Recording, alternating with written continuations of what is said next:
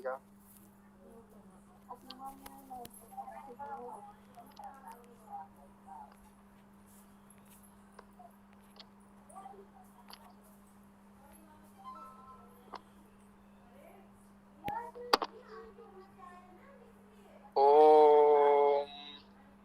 यो असो आदित्य पुरसः सो असो अहिम् ओम खं ब्रह्म ओम खं ब्रह्म। नमस्ते सभी को। जी, तो हम कक्षा का प्रारंभ करते हैं वेद के कुछ मंत्रों के साथ। ऋग्वेद मंडल 10 सूक्त 90 हिरण्यगर्भ सूक्त प्रथम तथा द्वितीय मंत्र। ओम सहस्रशीर्षः पुरुषः सहस्राक्षः सहस्रपाद भूमिं विश्वतो वृत्वा अतिष्ठत दशांगुलम्। सहस्रशीर्ष वह परम पुरुष वह सहस्र नेत्र वह सहस्रपाद वर्त किए आवृत भू को 10 अंगुल सबसे और अधिक। ओम पुरुषः एवेदं सर्वं यत् भूतं यत् च भाव्यम् उत अमृतत्वस्य ईशानु यत् अन्येन अतिरोहति। हो चुकी सृष्टि जो होनी है वह सब कुछ परम पुरुष ही है। वही अमृत सबका स्वामी संपूर्ण जगत का ईश्वर है। तो कक्षा का हम प्रारंभ करते हैं। यजुर्वेद अध्याय 34 सूक्त 1 मंत्र क्रमांक 4 शिव संकल्प सूक्त। ओम एन इदं भूतं भवनं भविष्यत् परिगृहीतम् अमृतेन सर्वम् येन यज्ञः सप्तहोता तत मे मनः शिव संकल्पयस्तु।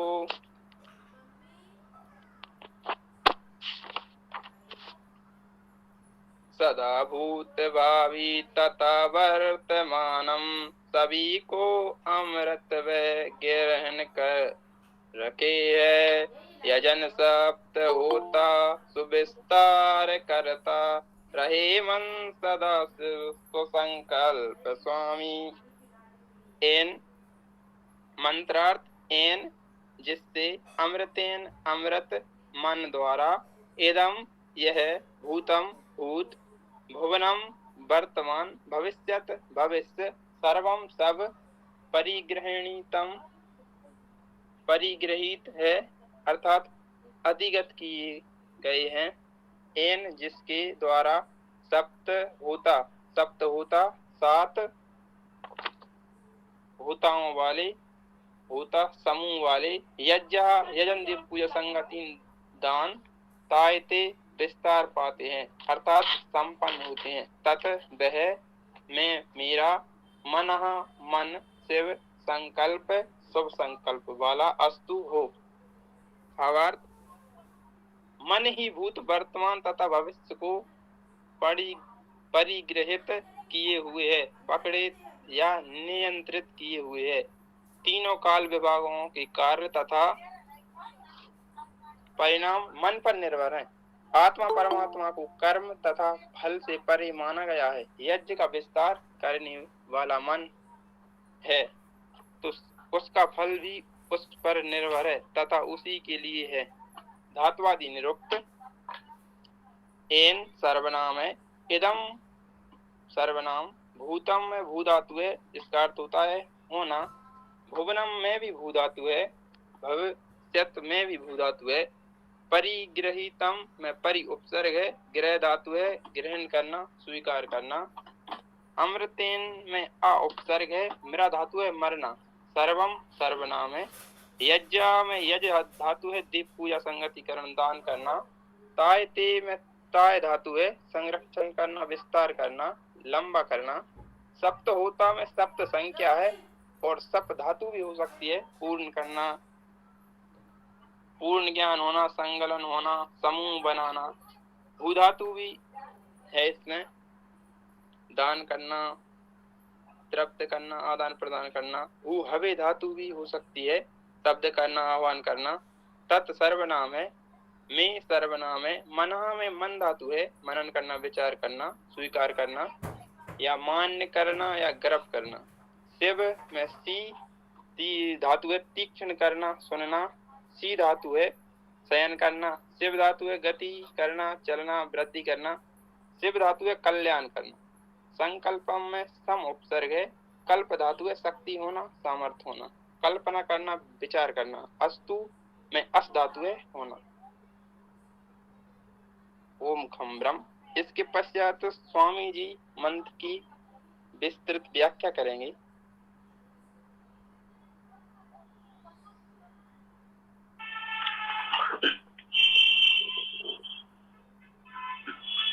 ओम खम ब्रह्म।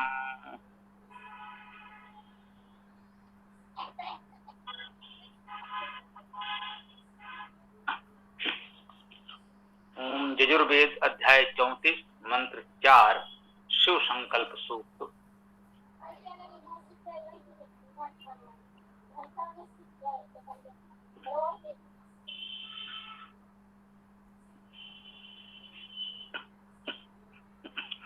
ओम येनिदं भूतं भुवनं भविष्यत् परिगृहीतम् अमृतेन सर्वम् येन यज्ञातायते सत्होता तस्मै मनः शिव संकल्पमस्तु। तस्मै मनः शिव संकल्पमस्तु।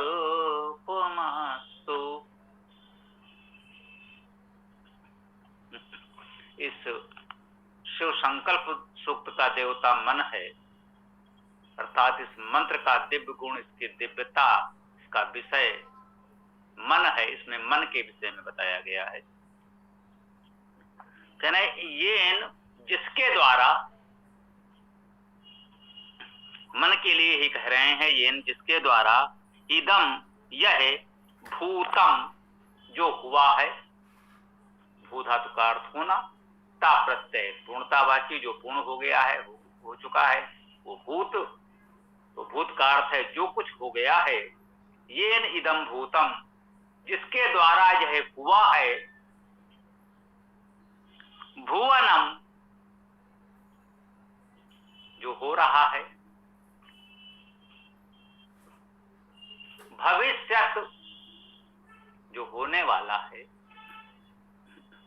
जो हुआ है, जो हो रहा है, जो वो होने वाला है, ये सब येन इदम जिसके द्वारा यह भूत, वर्तमान और भविष्य परिग्रहीतम परिग्रहित हैं, परितः ग्रहण किए हुए हैं। यही भूत भविष्य वर्तमान को ग्रहण किए हुए है।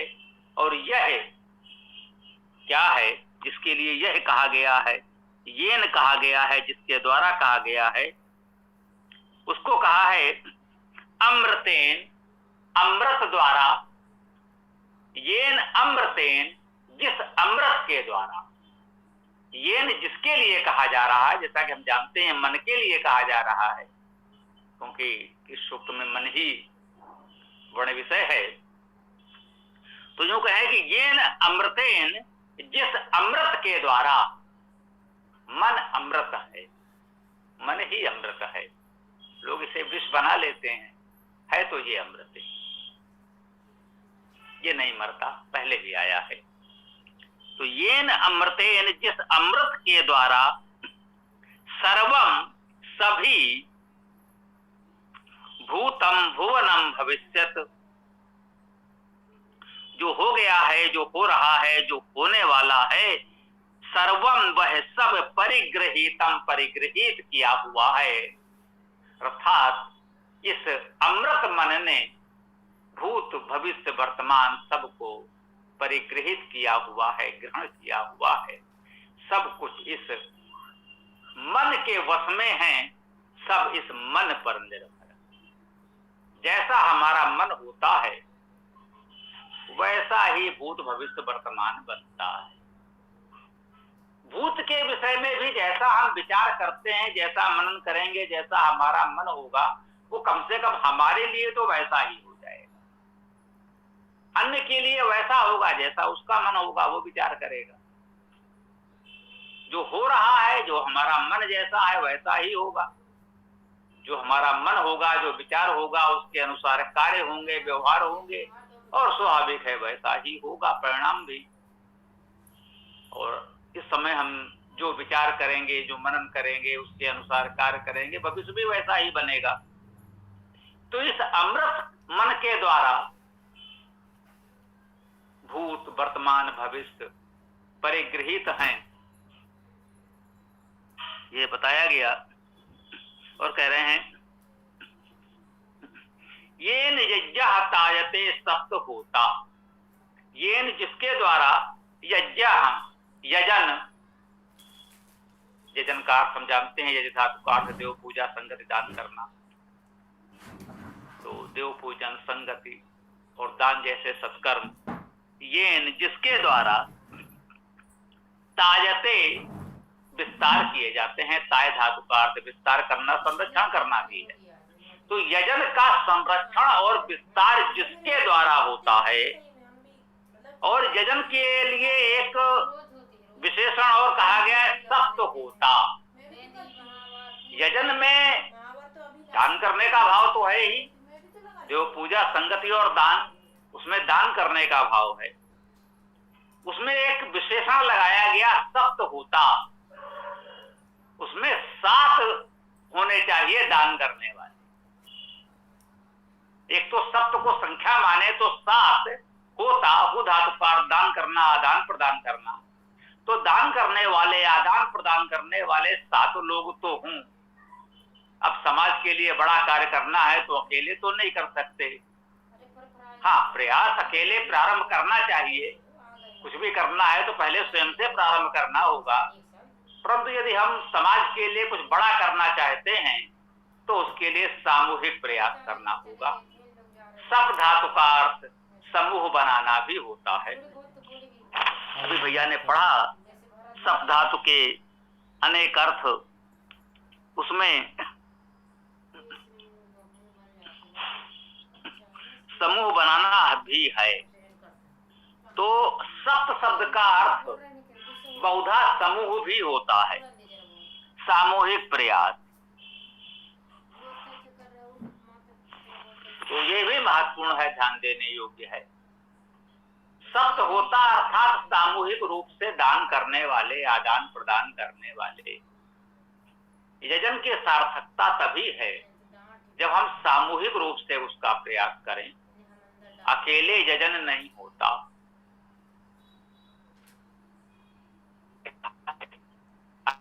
तो कैसे सकता है यजन करके तुच्छ विचार करते ही कर सके नहीं आता। अकेले करेंगे ये तो संभव ही नहीं है। अकेले आप पाठ कर सकते हैं, स्वाध्याय कर सकते हैं, जप कर सकते हैं, अनेक प्रकार के पूजा पाठ जैसा भी लोग अपने अपने भाव विचार परंपरा के अनुसार करते हैं, अकेले भी कर लेते हैं, कर सकते हैं। परंतु यजन अकेले नहीं होता। यजन में सामूहिकता का भाव निहित है। देव पूजा संगतिकरण अर्थात उन लोगों को एकत्र करना, सामूहिक प्रयास करना और दान करना, यही यजन है। तो उसमें सामूहिकता का भाव निहित है। अकेले आप चुपके से किसी को दान कर सकते हैं, ये भी कहा गया है, ये अच्छी बात है। किसी दिन दुखी को आप चुपके से गोपनीय तरीके से दान कर दें, किसी को पता ना चले, उसको अपमान भी अनुभव न हो, उसकी आवश्यकता है, हमने धीरे से पूर्ति कर दी और बस किसी को पता ना चले। यह दान अकेले किया जा सकता है। परंतु यजन में केवल दान नहीं है, दान के पीछे उद्देश्य छिपा है संगतिकरण का। लोगों को एकत्र करना है, समूह बनाना है, सामूहिक रूप से समाज हित का प्रयास करना है। और ये किस लिए करना है? देव पूजा के लिए। जो देव हैं, प्राकृतिक शक्तियां कह लें, उनके संरक्षण के लिए, या समाज के जो सज्जन विद्वान देवजन हैं उनके संरक्षण के लिए सामूहिक प्रयास करना है, उसे यजन कहते हैं। इसलिए विशेषण दिया गया सप्त होता, सामूहिक रूप से दान करने वाले। यजन येन यज्ञः तायते सप्त होता, जिसके द्वारा सामूहिक दान वाले यजन संरक्षण किए जाते हैं, विस्तृत किए जाते हैं, विस्तार किए जाते हैं। तत् में मनः, तत् वह में मेरा मन, मन वह मेरा मन, जिसके द्वारा सप्त होता यजन का विस्तार होता है, किया जाता है, वह मेरा मन शिव संकल्पम, वह मेरा मन शिव संकल्प वाला हो, शुभ संकल्प वाला हो, उत्तम संकल्प वाला हो। ये भावना होनी चाहिए। मन में उत्तम संकल्प हो, उत्तम विचार हो, तो हमारे सभी कार्य उत्तम होंगे। शिव संकल्प सूक्त का मुख्य संदेश यही है कि मन प्रमुख है, सब कुछ मन से ही होता है। मन ही नहीं है तो फिर हम कुछ नहीं कर सकते हैं। जिस कार्य में हमारा मन ही नहीं है तो कैसे करेंगे? इस वेद कार्य में हमारा मन है, तभी तो हम लोग जुड़ते हैं, ये कार्य कर पा रहे हैं। तो मन को समझें, मन का सदुपयोग करें, मन में शुभ संकल्प हो, शिव संकल्प हो, उत्तम संकल्प हो, उत्तम विचार हो। यह इस शिव संकल्प सूक्त की प्रेरणा है। ओम खम ब्रह्म।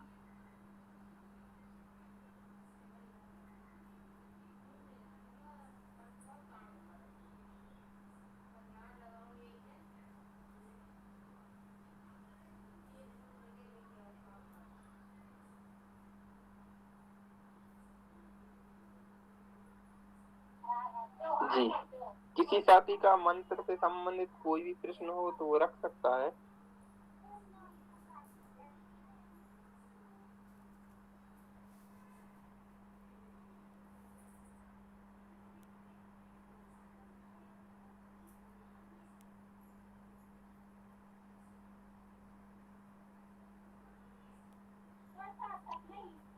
गुरुजी, इसका आध्यात्मिक अर्थ किस तरह से लेंगे?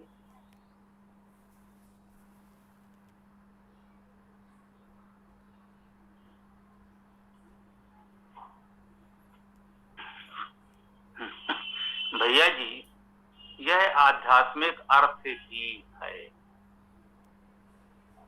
इसके और आगे आध्यात्मिक अर्थ मुझे लगता है कुछ अनावश्यक खींचना हो जाएगा। हम मन की बात कर रहे हैं, किसी सांसारिक कार्य की बात कर ही नहीं रहे। जो भी अध्यात्म होगा वो मन से ही होगा। मन ही नहीं होगा तो अध्यात्म की ओर भी हम कैसे बढ़ेंगे? कोई भी अध्यात्म कैसे समझेंगे, कैसे करेंगे? हम वेद से जुड़े हैं तो मन है तभी जुड़े हैं। हम अध्यात्म की ओर बढ़ रहे हैं, मन है तभी बढ़ रहे हैं। अध्यात्म की ओर यदि मन नहीं होगा तो हम बढ़ नहीं सकते।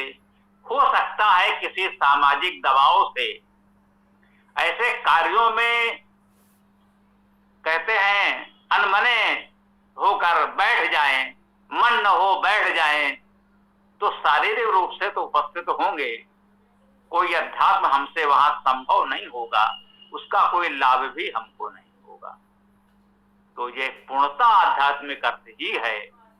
मन ही अध्यात्म का साधन है। अध्यात्म की ओर ले जाने वाला साधन, उपाय मन ही है।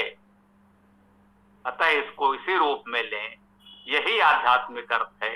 इससे अधिक आध्यात्मिक अर्थ करने की आवश्यकता मुझे अनुभव नहीं होती। ओम खम ब्रह्म। जी स्वामी जी।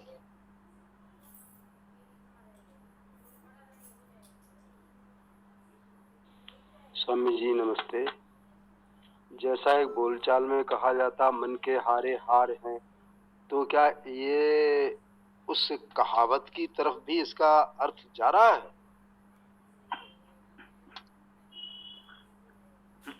कह सकते हैं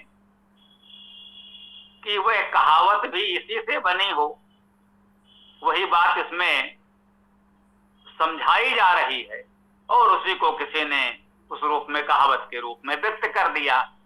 मन के हारे हार है, मन के जीते जीत। तो कुछ भी घटित होता है तो सबसे पहले वो मन में घटित होता है, रूपरेखा मन में बनती है, तब वो कार्य रूप में परिणत होता है। ये तो सही है। यदि मन से ही हम हार मानकर बैठ गए तब तो जीतने का कोई प्रश्न ही नहीं रह जाता। मन में यदि जीत की भावना है, प्रयास करेंगे तो जीत होने की संभावना है, बहुत अधिक है। हो सकता है ये ना कहें कि भाई मन में हम जीत ठान कर जाएंगे तो जीतेंगे ही, लेकिन जीतने की संभावना बहुत हो जाएगी। और मन से ही हार मान लिया तो जीतने की कोई संभावना शेष नहीं रहेगी। ओम। इसी तरह से एक दूसरी और कहावत चलती है, मन चंगा तो कठौती में गंगा। तो वो भी उसी बात के लिए स्थिर है कि भाई हमें अपने मन से जो है दृढ़ता पूर्वक किसी कार्य के लिए जुटना चाहिए, संकल्पवान होकर के।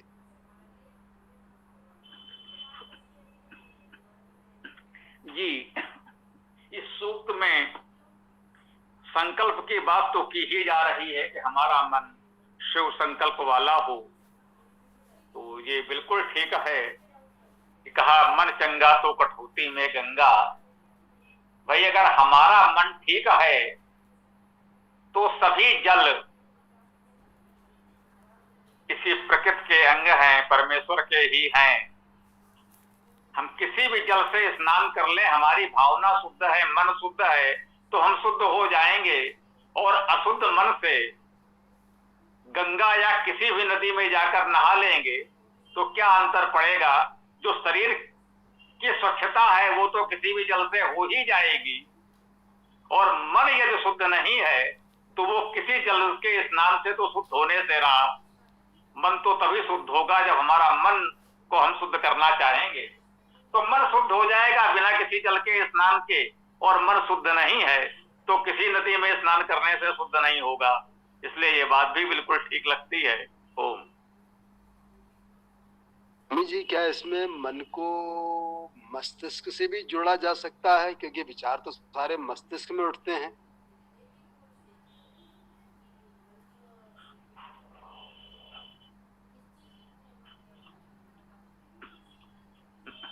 जी हाँ, इस प्रकार से तो हम कह सकते हैं कि ये मन जो है वो संभवतः अधिक सूक्ष्म तत्व है। इसको इस रूप में हमें समझना चाहिए। मन चेतन है, जड़ नहीं है। पहले ये कहा गया, संभवतः प्रथम मंत्र में ही आया कि चेतो धृति जा, वह तो चेतन है। और जिस मस्तिष्क की बात कर रहे हैं वो शरीर का अंग है, वो जड़ शरीर का अंग है, जड़ है वो तो, है ना। तो शरीर जड़ है, उस दृष्टि से मस्तिष्क भी जड़ है और मन चेतन है। तो कह सकते हैं मस्तिष्क जो कार्य करता है वो चेतन मन की सामर्थ्य से करता है। जो सूक्ष्म मन सूक्ष्म है, चेतन है, वही मस्तिष्क के द्वारा कार्य करने वाला है, ऐसा कह सकते हैं। मस्तिष्क जो भी कार्य कर रहा है वो मन के कारण कर रहा है, मन के द्वारा कर रहा है। तो ये कहते हैं ना, जैसा हमारा मन होगा वैसे विचार आएंगे, जाएंगे, बनेंगे। तो मस्तिष्क अपने आप स्वतंत्र तो नहीं है कि वो जो चाहे सोचे विचारे। तो वही तो कहा जा रहा है कि हमारे मन पर हम थोड़ा नियंत्रण रखें, मन को सही दिशा दें, मन को शिव संकल्प वाला बनाएं, तो हमारा मस्तिष्क कुछ उसी प्रकार के गतिविधियां करेगा। उसमें जो भी प्रक्रियाएं होंगी वो उसी के द्वारा उसी प्रकार से होंगी। तो जो मैं समझ पा रहा हूं, वैसे विषय अच्छा है, गंभीर है, और इस पर बहुत से जानकार अपने विचार दे सकते हैं। मैं ये नहीं कहता कि हमारी बात अंतिम सत्य है। जो मुझे प्रतीत हो रहा है, जो हमें लगता है, वो मैंने आपको बताया। ओम। स्वामी जी, जैसे कोई व्यक्ति पागल या उसको विक्षिप्त कहेंगे, तो उसके पास तो कोई विचार ही नहीं आएगा, तो उसके क्या बोलेंगे, क्या वो मनन रहित हो गया, विचारहीन हो गया, वो मन से रहित हो गया, ऐसा मान सकते हैं क्या उसको? जी नहीं, वो विचार से हीन नहीं है। कह सकते हैं विचार तो उसमें भी आ ही रहे, वो विशृंखल है, उसे एक प्रकार की आप विकलांगता कह सकते हैं। यदि कोई पैरों से विकलांग है तो मन तो उसका है कि सही तरह से हम तीव्र गति से चलें, परंतु उसके पैर उतने समर्थ नहीं है, इसलिए उस तरह से वो नहीं चल पा रहा है, नहीं दौड़ पा रहा है ना। तो मन तो अपना कार्य कर रहा है, मन तो चाह रहा है कि सबकी तरह हम भी चलें, लेकिन पैर असमर्थ हैं, किसी के हाथ असमर्थ हैं, तो वो चाहते हुए भी उस तरह कार्य नहीं कर पा रहा है। जैसे हम आप देख लें, इस आयु में हम उस तरह से परिश्रम, उतने सामर्थ्य वाले कार्य नहीं कर पा रहे हैं जैसा कि पहले युवावस्था में हम लोग कर लिया करते थे। तो मन तो अब भी करता है कि भाई ये भारी कार्य जो भी है, श्रम के कार्य, श्रम साध्य कार्य, जिसमें बल की आवश्यकता है, उस प्रकार के भी कार्य हम आज भी कर सकें, परंतु अब हम करने में समर्थ नहीं रहे। आयु की दृष्टि से शरीर उतना समर्थ नहीं रहा, तो मन तो अभी भी, आप देखिए, से कहते हैं कि मन कभी बूढ़ा नहीं होता, मन तो चिर युवा है, ये कहा गया है इसमें। मन तो चिर युवा है, वो चेतन है, वो सदैव ऐसा रहता है। मन कभी बच्चा बूढ़ा नहीं होता, शरीर बूढ़ा होता है, मन नहीं होता। मन तो अभी भी वही चाहता है, वैसा ही कुछ करें जैसा दशकों पहले युवावस्था में हम सब कुछ कर लेते थे, परंतु अब शरीर समर्थ नहीं रहा कि मन के अनुसार कार्य कर सके। वही बात उनके लिए भी है जो कह सकते हैं जो मस्तिष्क है वो उपकरण है, शरीर का अंग है, वो उतना समर्थ नहीं है कि मन जैसा हमारा आपका सबका चाहता है वैसा सोच विचार चिंतन उसका मस्तिष्क कर सके। तो ये मस्तिष्क जो शरीर का अंग है वो असमर्थ है, मन तो चिर युवा चेतन समर्थ है। तो मुझे लगता है कि इस प्रकार से इसको हम लोग अच्छा समझ सकते हैं। जो मेरा विचार आया सिर्फ आप लोग विचार करें, हो सकता है कोई इससे अच्छा बता सके। ओम। धन्यवाद स्वामी जी। जी, इसको इस तरह से ले सकते हैं कि मन हमारा मुख्य ऊर्जा का स्रोत है और उसके द्वारा जो ऊर्जा निकलती है वो सभी को पावर के रूप में मतलब कन्वर्ट करके पहुंचती है और सब तक, जिससे सभी अंग कार्य करते हैं।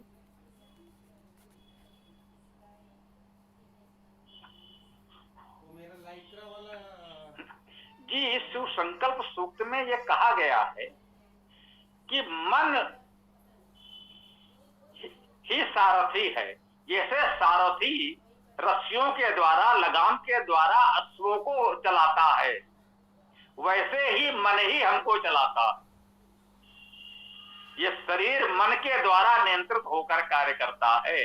जैसे रथ का सारथी रस्सियों के द्वारा, लगाम के द्वारा घोड़ों को चलाता है, जैसा जिधर चाहता है उस दिशा में ले जाता है, वैसे ही ये मन ही है जो हमको अपने अनुसार ले जाता है। तो जो आपने कहा कि मन अति सूक्ष्म है, वो चेतन ऊर्जा है, इस स्थूल शरीर का संचालन करने वाला वही है।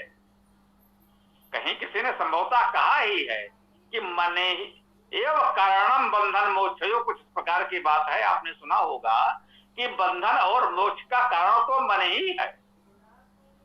मन ही कुछ ऐसे विचार करेगा, शरीर से ऐसे कार्य कराएगा कि बंधन या मोक्ष की ओर हमारा जीवन जाएगा। तो करता धरता तो मन ही है। कर्म जो भी होता है, भी कहा गया ना कि इसके बिना कोई कर्म संभव ही नहीं। जितने भी कर्म हम करते हैं वो मन के द्वारा ही संभव होते हैं, मन के बिना कोई कर्म नहीं होता। तो जो भी हम कर्म करते हैं उसका उत्तरदायी कौन हुआ? मन हुआ। तो जो भी अच्छे बुरे कर्म हुए उसका उत्तरदायी मन है, उसका फल का भोक्ता भी मन है। ये तो सुसंकल्प सूक्त में स्पष्ट किया गया है। अब इसे कोई घुमा फिराकर कहीं कुछ और अर्थ का अनर्थ करना चाहे तो उसकी इच्छा। यहाँ तो शब्द का अर्थ देखिए बिल्कुल स्पष्ट है कि मन ही सब कुछ कर रहा है। तो जब करता मन है तो भोगता भी मन है। सब कुछ उसी को करना है, उसका फल भी उसी को मिलना है। बहुत सुंदर तरीके से इन सरल से मंत्रों में स्पष्ट किया गया है, जैसा कि मुझे लगा। ओम। स्वामी जी, ये बात कहते हैं कई लोग कि जैसा हम सोचते हैं वैसा ही बन जाते हैं, क्या ये बात सत्य है स्वामी जी?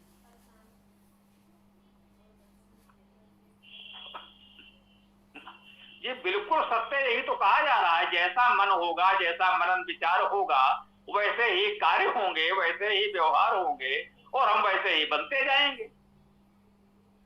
इसके अतिरिक्त तो कोई संभव ही नहीं है। तो बिल्कुल ठीक बात है। ओम। स्वामी जी, मन को शुद्ध करने के लिए क्या करना चाहिए, बता दीजिए।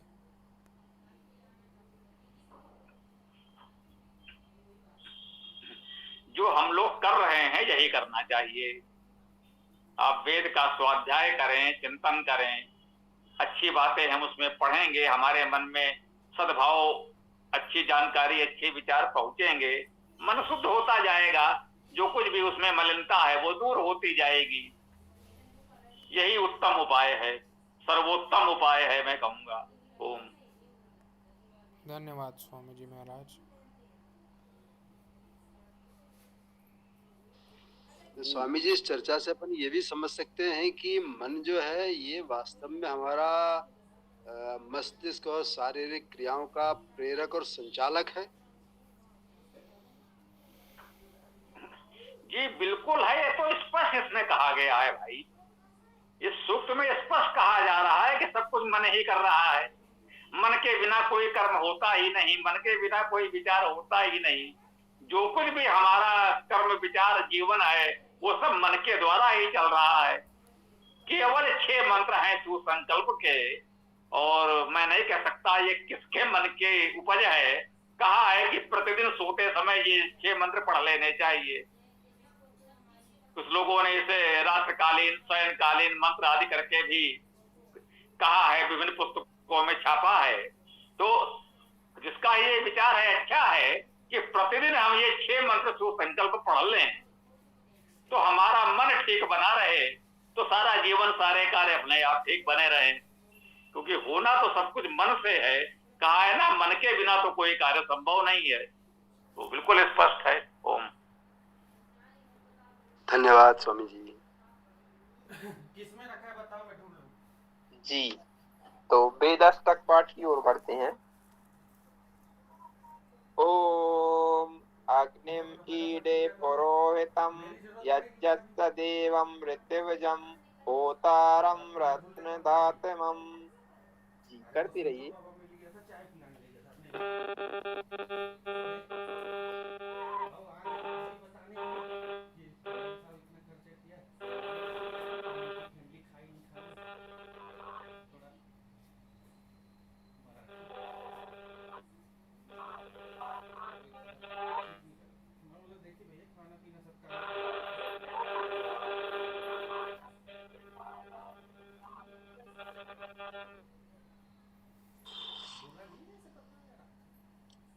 ऋग्वेद अंतिम मंत्र। ओम समानी वह आकोति समाना हृदयानि यः समानम् अस्तु यो मनः यथा वह सुसह असति। सामवेद प्रथम मंत्र। ओम अग्ने आयाहि वीतये गृणानो हव्यदातये निहोता सत्सि बर्हिषि।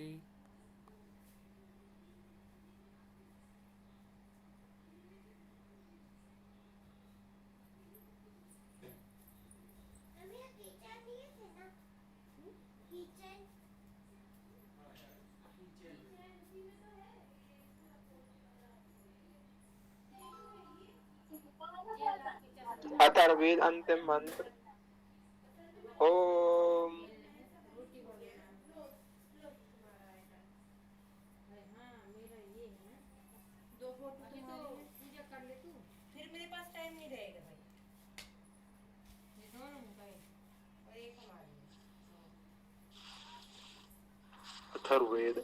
मंत्र। ओम स्वस्ति न इंद्रो वृद्धश्रवा स्वस्ति न पूषा विश्ववेदाः स्वस्ति न तार्क्ष्यो अरिष्टनेमिः स्वस्ति नो बृहस्पतिः दधातु।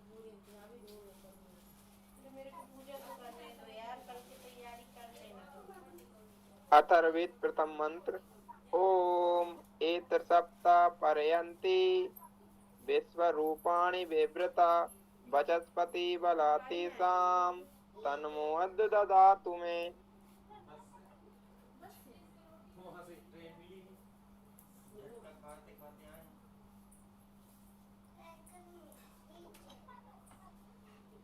अथर्वेद अंतिम मंत्र। ओम पनायम तत् अश्विना कृतं वाम प्रसवो देवो रजसा पृथिव्या सहस्रम संसा उत एकविष्टो सर्वान् एतान् उपयाता पिबध्य।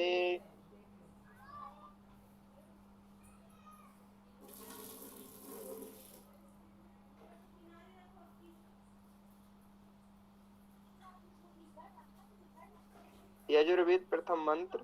ओम ईशिता ऊर्जेता वैवाहिस्त देवो वा सविता पार्पयतु श्रेष्ठतमाय कर्मणि आपेद्याम् अगन्या इंद्राय भागम् प्रजावती अनवीवा अयक्षमा मा वा स्तेन ईसदमा अगसंसो सर्वा अस्मिन् गोपतो स्यात् बह्वी यजमानस्य पासून पाहि। यजुर्वेद अंतिम मंत्र। ओम हिरण्मयेण पात्रेण सत्यस्याभिहितं मुखं यो वसो आदित्ये पुरुषः सो वसो वहम्। ओम खं ब्रह्म।